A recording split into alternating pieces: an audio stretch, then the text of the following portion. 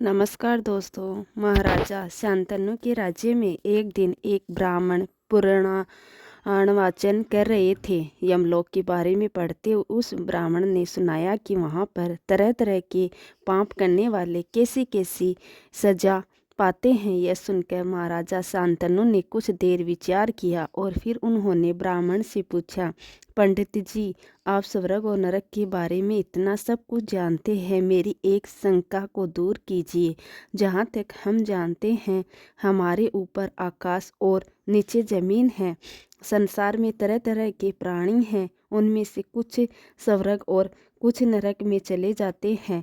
यह सवाल सुनकर ब्राह्मण थोड़ी देर के लिए डर गए, पर उन्होंने महाराजा शांतनु से इस सवाल का जवाब देने के लिए थोड़ा समय मांगा।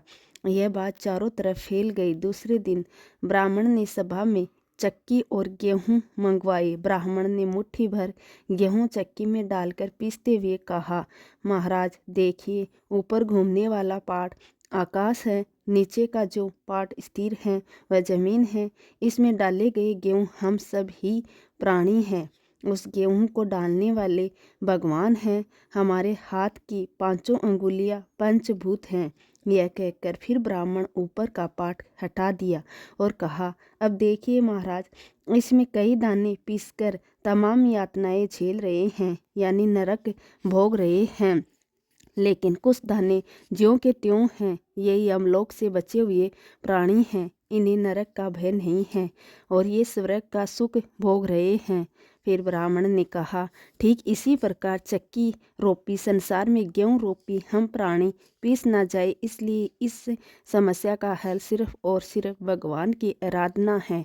उनकी शरण में रहकर हमें भी प्रेम भक्ति और साधना समृद्धि करना चाहिए।